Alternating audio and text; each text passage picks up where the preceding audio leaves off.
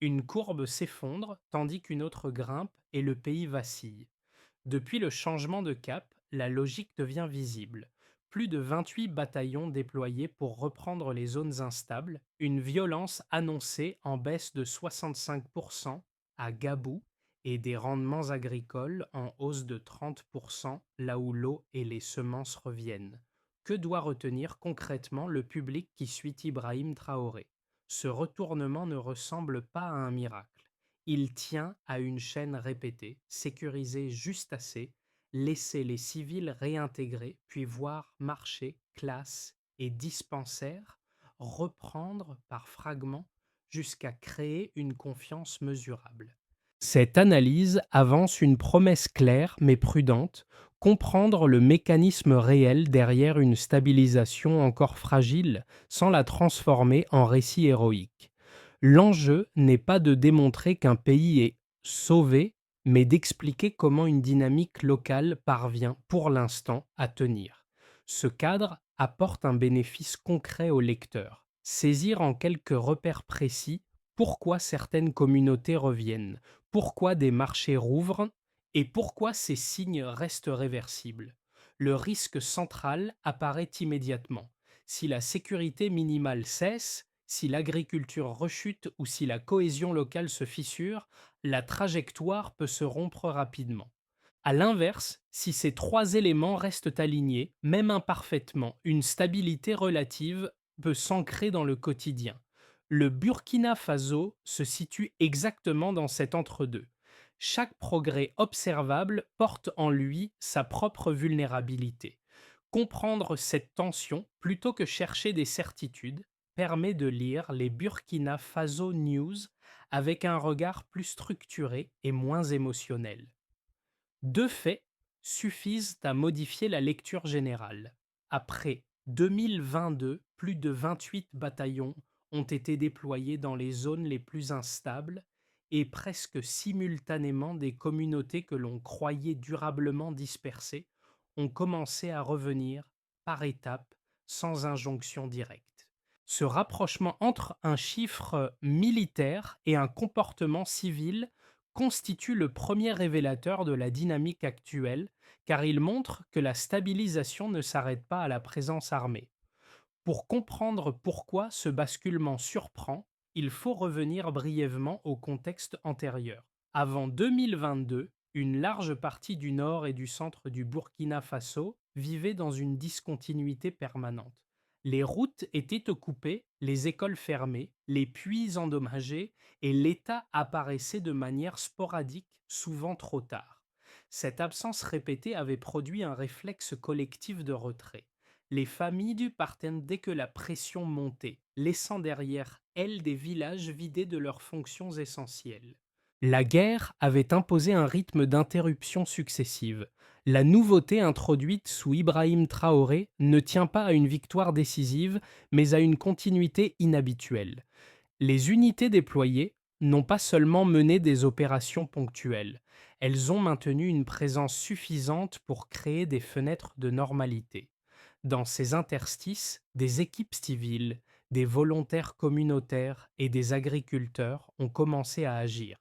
La réouverture d'un puits précède celle d'un marché. Le retour d'un enseignant précède la stabilisation d'une classe. Chaque geste reste limité, mais leur enchaînement change la perception du risque. Ce mini-révélateur éclaire la suite. La reconstruction observée n'est pas imposée d'en haut. Elle s'enclenche lorsque les habitants perçoivent que les interruptions ne sont plus immédiates. La question centrale devient alors moins qui contrôle le territoire que combien de temps la normalité peut-elle durer. C'est dans cette durée, encore courte mais répétée, que se loge le cœur du retournement actuel.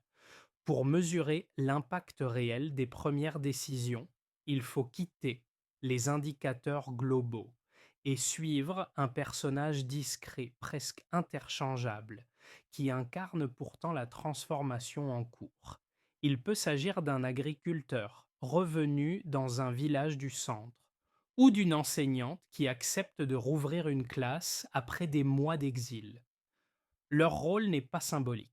Ils servent de capteurs très sensibles. Si eux reviennent, c'est que le risque perçu a légèrement changé. Dans un village du centre, un agriculteur raconte que la première différence n'a pas été l'arrêt total des attaques, mais la réparation du puits. L'eau revenue a permis aux familles de rester plusieurs jours d'affilée, puis de relancer des cultures de base. Ce n'est qu'ensuite que le marché hebdomadaire a repris timidement, avec quelques vendeurs repartant avant la tombée de la nuit. Cette séquence courte révèle une logique précise. Sans ressources vitales, aucun retour durable n'est possible, même sous protection. Ailleurs, dans une localité du Nord, une enseignante décrit son retour comme un test. Le premier jour, 10 enfants seulement sont présents. Aucun discours, aucune cérémonie, juste des cahiers sortis en silence. Pourtant, cette scène minimale produit un effet immédiat. Les parents commencent à réorganiser leur journée, les familles hésitantes prolongent leur séjour et la classe devient un point d'ancrage.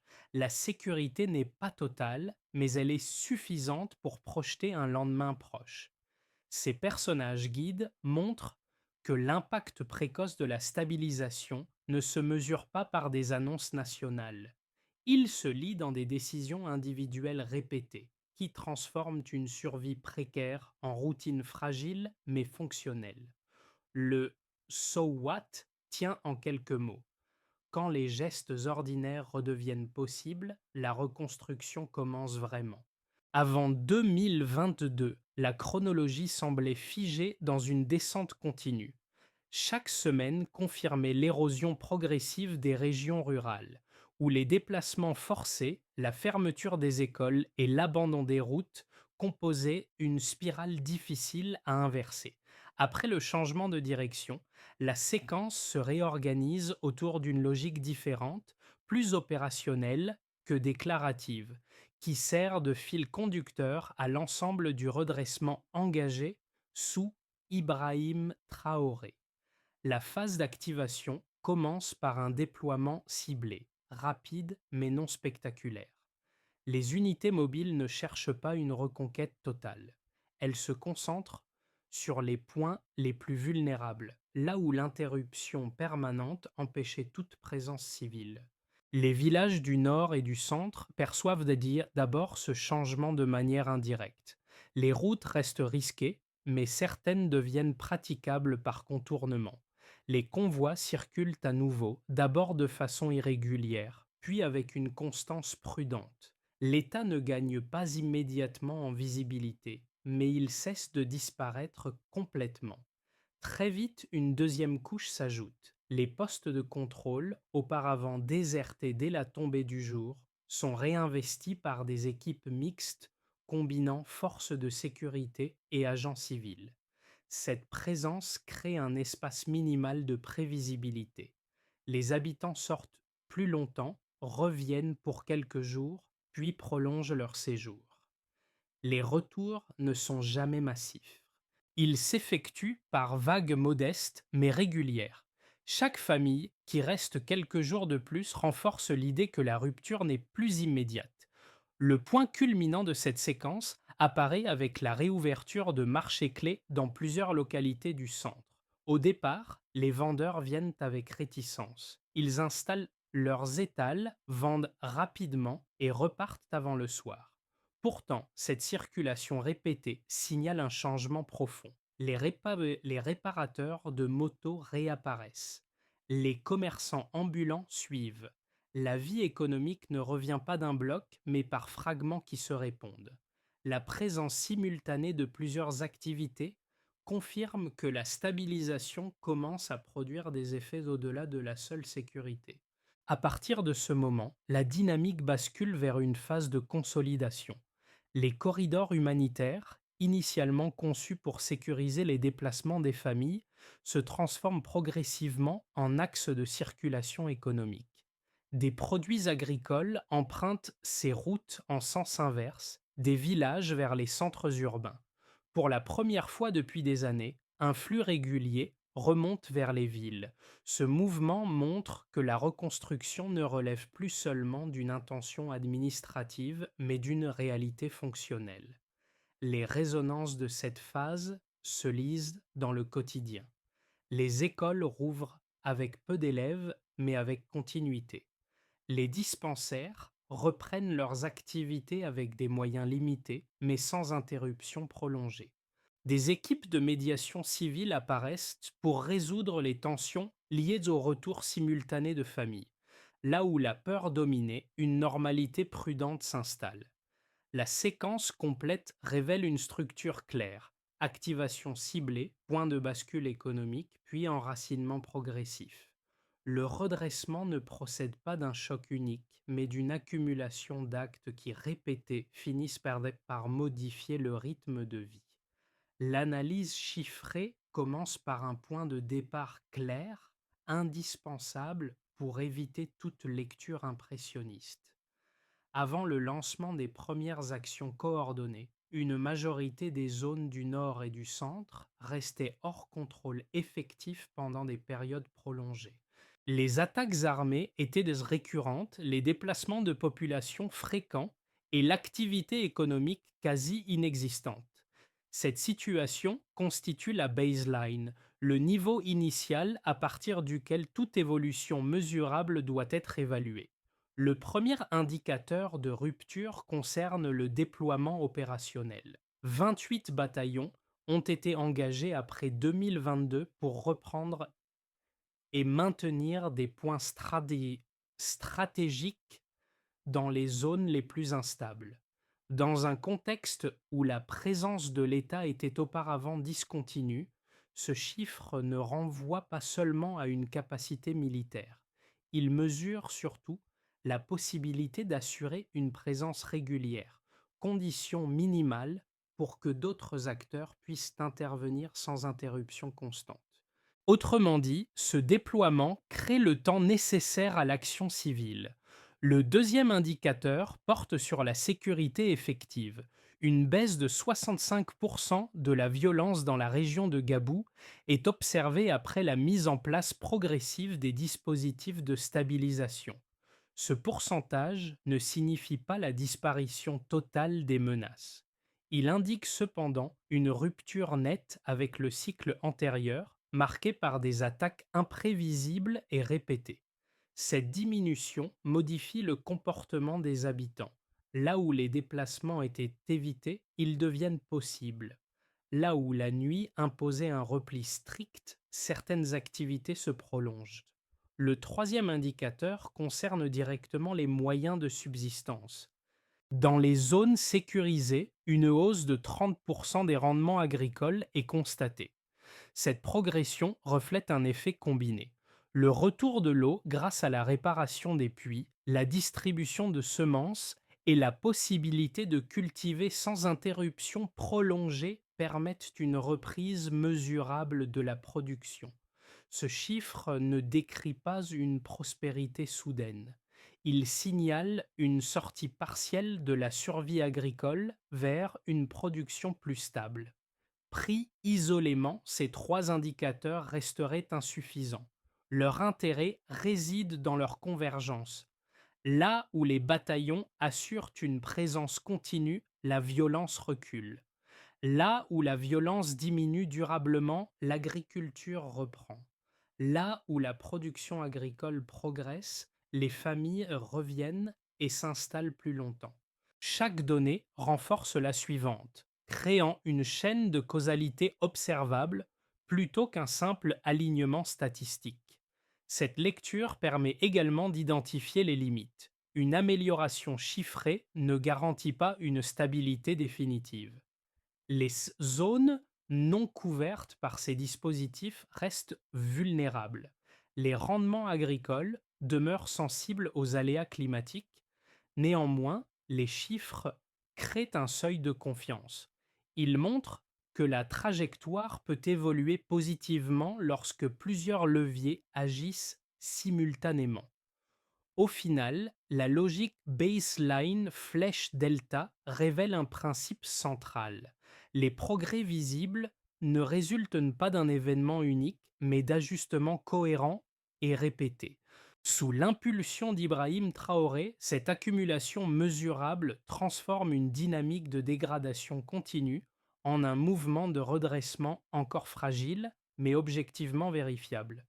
Deux interprétations solides s'opposent lorsqu'on analyse la trajectoire récente du Burkina Faso, et les comprendre toutes deux permet d'éviter une lecture simpliste. La première lecture, critique, considère que les progrès observés restent fondamentalement fragiles. Selon cette position, la stabilisation repose encore trop fortement sur une architecture sécuritaire intensive. Les déploiements prolongés sollicitent fortement les unités engagées, tandis que certaines zones demeurent hors d'atteinte durable. Les sceptiques soulignent aussi la lenteur de la réinstallation institutionnelle, administration locale incomplète, services publics partiels, dépendance à des mécanismes d'urgence.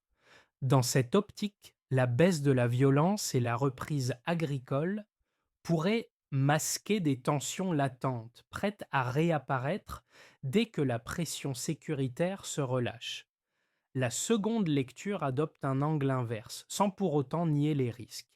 Elle affirme que la stabilisation observée ne tient pas principalement à la force, mais à la synchronisation entre sécurité minimale et réintégration civile. Les partisans de cette analyse mettent en avant des faits difficilement imposables par la contrainte: le retour progressif des familles, la réouverture des marchés, la reprise des classes, l'émergence de mécanismes communautaires d'entraide. Pour eux, ces dynamiques indiquent qu'un socle interne est en train de se former. La sécurité n'est plus une fin, mais un déclencheur. Une fois l'interruption permanente levée, même partiellement, les communautés réactivent leurs propres ressources. La réponse la plus rigoureuse consiste à confronter ces deux lectures aux données disponibles. Les indicateurs quantitatifs montrent une amélioration réelle mais inégale. Certaines régions bénéficient d'une baisse durable de la violence et d'une reprise économique mesurable. D'autres restent exposées à des chocs soudains. Les critiques ont donc raison de souligner la vulnérabilité structurelle. Cependant, l'argument communautaire trouve un appui concret dans les observations de terrain. Aucune force armée ne peut forcer durablement un agriculteur à cultiver, un enseignant à revenir ou une famille à se réinstaller. Ces décisions traduisent un changement de perception du risque. La synthèse la plus solide reconnaît que les deux dynamiques coexistent. La trajectoire engagée sous Ibrahim Traoré n'est ni un redressement garanti, ni une illusion passagère. Elle repose sur une interaction continue entre sécurisation et reconstruction, dont les résultats sont visibles mais encore sensibles aux perturbations. Comprendre cette tension permet d'évaluer les progrès sans les exagérer et les risques sans les absolutiser. Ce point médian marque un changement de nature plus que de rythme. Jusqu'ici, la stabilisation pouvait encore être lue comme une série d'actions coordonnées venues de l'extérieur. À ce stade, elle commence à fonctionner selon une logique interne portée par les acteurs locaux eux-mêmes. Les zones sécurisées ne se contentent plus de tenir. Elles génèrent leur propre routine. Les marchés ne rouvrent plus seulement par opportunité, mais par habitude. Les classes ne reprennent plus à titre d'essai, mais selon un calendrier régulier. Cette continuité transforme la perception du risque non par discours, mais par répétition. Sous Ibrahim Traoré, ce glissement n'a pas été annoncé comme un tournant officiel. Il s'est manifesté dans des détails cumulés. Les corridors humanitaires, initialement pensés pour protéger des déplacements ponctuels, deviennent des axes de circulation commerciale. Les agriculteurs planifient leurs semis sur plusieurs semaines, non plus sur quelques jours. Les commerçants stockent davantage, acceptant une exposition légèrement plus longue. Ces décisions indiquent que la société locale anticipe désormais un lendemain proche, même imparfait. La révélation centrale est là. La reconstruction n'est plus seulement soutenue, elle commence à s'auto-entretenir. La sécurité reste indispensable, mais elle n'est plus l'unique moteur. Les communautés produisent une part croissante de la dynamique. Ce déplacement est décisif, car il rend la trajectoire moins dépendante d'un effort constant et plus sensible à la cohésion interne. La question qui s'ouvre alors est simple. Cette autonomie naissante peut-elle résister au prochain choc? Les effets du redressement deviennent lisibles dès que l'on observe séparément les groupes directement concernés sans chercher une amélioration uniforme. Pour les habitants NN, le changement se manifeste d'abord dans la vie quotidienne. Les retours se font par étapes. Une visite courte, puis un séjour prolongé, enfin une réinstallation. La possibilité d'aller chercher de l'eau sans escorte, de rester au marché après la mi-journée ou de laisser les enfants marcher ensemble vers l'école constitue un seuil psychologique décisif. Ces gestes ordinaires signalent que la peur cesse d'organiser chaque décision. Là où la violence a reculé durablement, cette normalité prudente s'installe plus vite. Du côté des dynamiques économiques, (DN), l'impact apparaît avec un léger décalage. Les marchés rouvrent d'abord un jour par semaine, puis deux, parfois trois. Les réparateurs de motos, les vendeurs ambulants et les petits commerçants réapparaissent dès que la circulation devient prévisible. La hausse des rendements agricoles observée dans certaines zones sécurisées ne signifie pas une prospérité immédiate, mais elle alimente un flux nouveau. Les produits quittent à nouveau les villages pour rejoindre les centres urbains. Cette circulation, encore fragile, confirme que l'économie locale recommence à fonctionner comme un système plutôt qu'une somme d'initiatives isolées. Pour les structures sociales et éducatives, ND, les conséquences se lisent dans la continuité. Les écoles rouvrent avec des effectifs réduits mais sans interruption répétée. Les dispensaires reprennent leurs activités essentielles, parfois avec peu de personnel, mais de manière régulière. Les médiateurs civils interviennent pour résoudre les conflits liés au retour simultané de familles ou aux terres. Ces mécanismes ne produisent pas de chiffres spectaculaires, mais ils restaurent des routines collectives. La cohésion sociale progresse lorsque les institutions locales cessent d'apparaître puis de disparaître. Enfin, les zones frontalières et régionales, KV, ressentent un effet plus stratégique. Les routes sécurisées améliorent le contrôle des flux et réduisent les passages incontrôlés qui fragilisaient les communautés voisines. Certaines localités frontalières retrouvent un rôle de carrefour commercial, notamment pour les échanges agricoles. Bien que les menaces persistent, la stabilisation interne renforce la capacité du pays à organiser ses frontières plutôt qu'à les subir.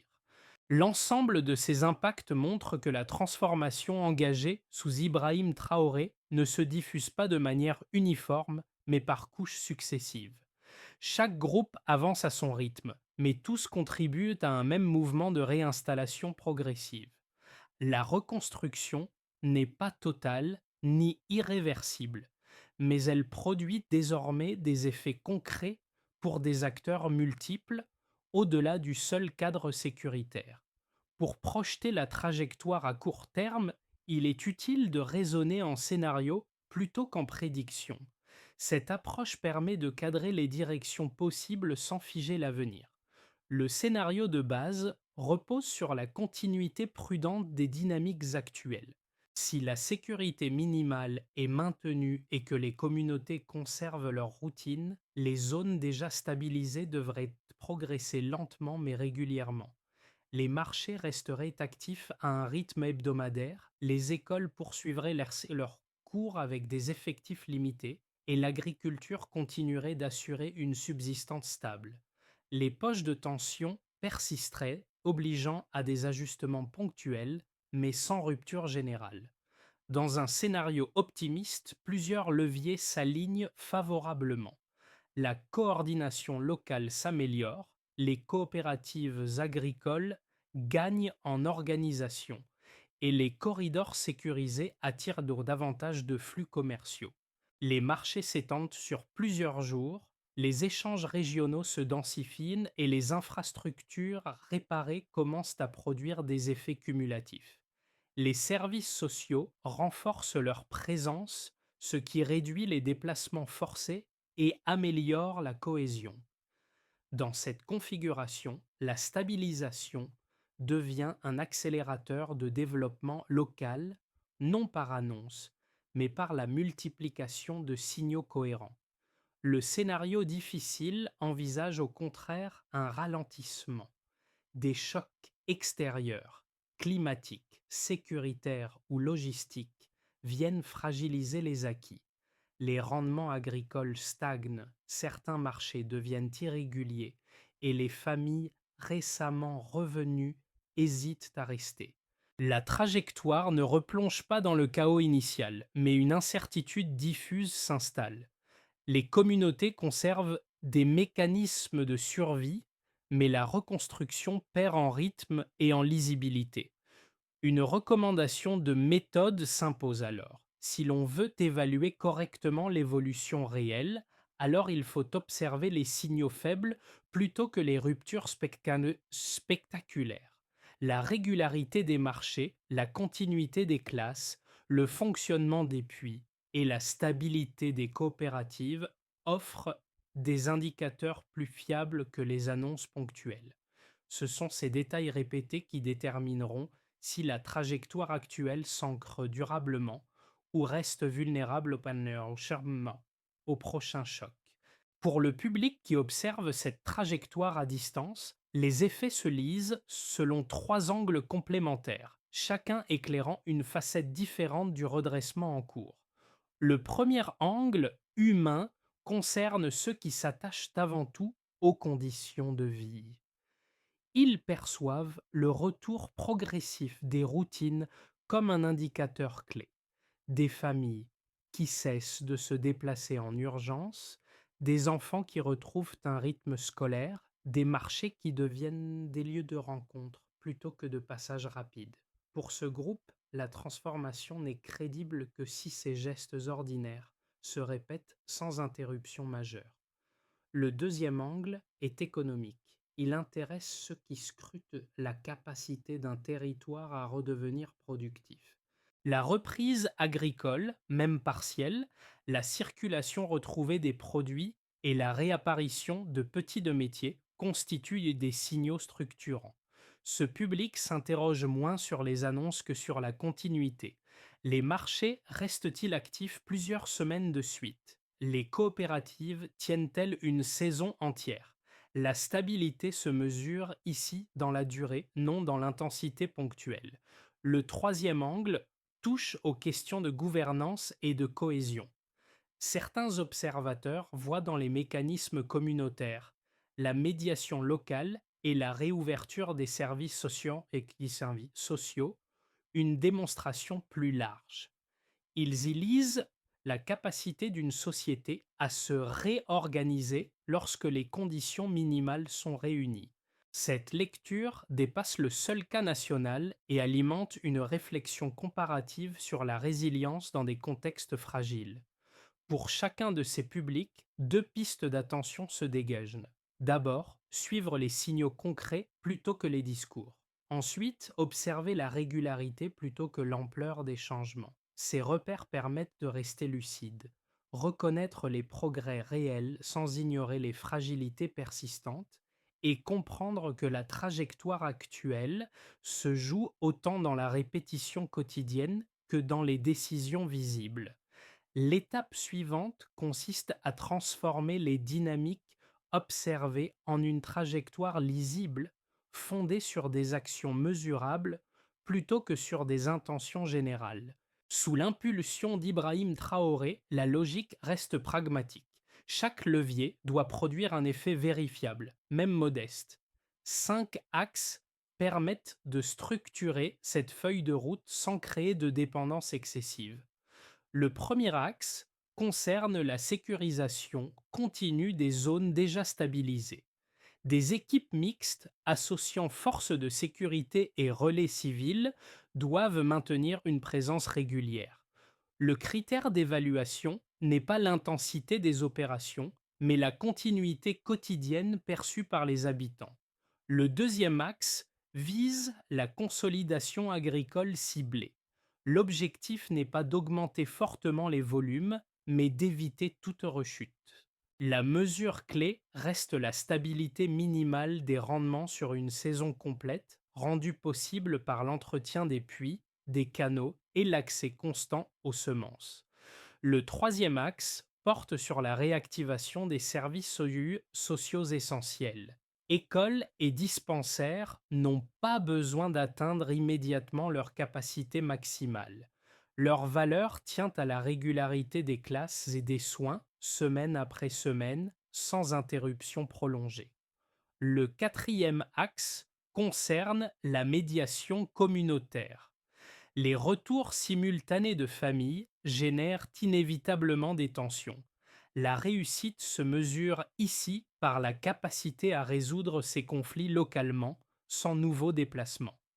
Enfin, le cinquième axe vise la circulation économique progressive.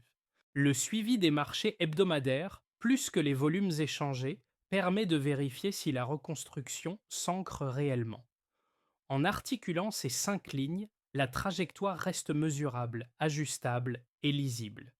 Elle ne promet pas une stabilité définitive, mais elle réduit le risque de rupture brutale en ancrant chaque progrès dans des pratiques répétées.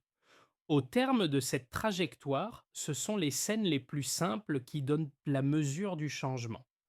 L'enseignante revenue ouvrir sa classe malgré l'absence de certitude et l'agriculteur observant l'eau couler de nouveau dans un puits réparé résume mieux que n'importe quel indicateur la nature du redressement. Sous Ibrahim Traoré, ces gestes ordinaires ne servent pas de symboles narratifs. Ils deviennent des points de référence concrets pour juger la solidité d'une transformation encore exposée.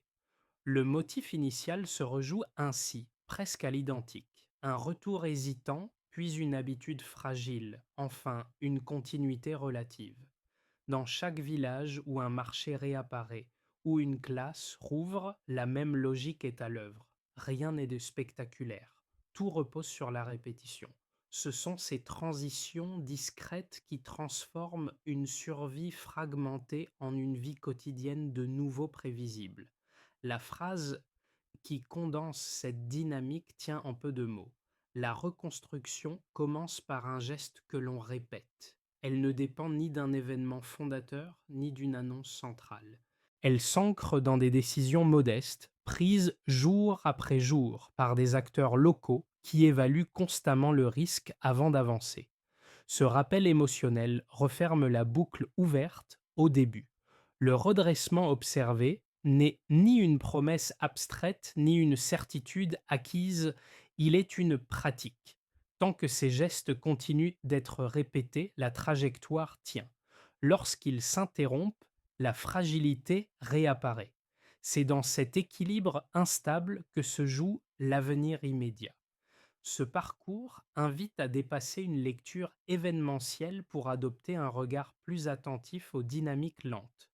Ce qui se joue aujourd'hui au Burkina Faso ne se résume ni à une victoire ni à un échec annoncé.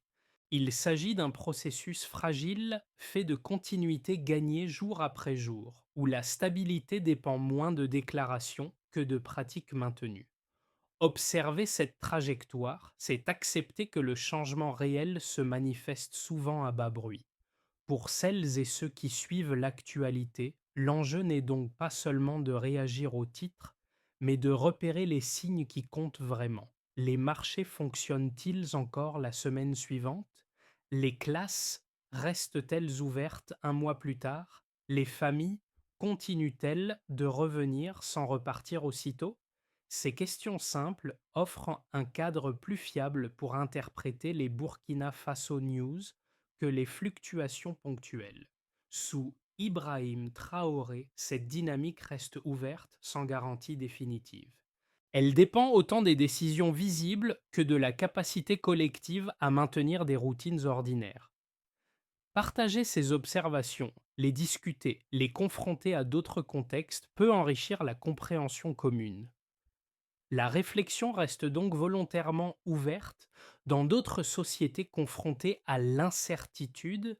Quels gestes répétés pourraient, eux aussi, devenir le socle d'une reconstruction durable?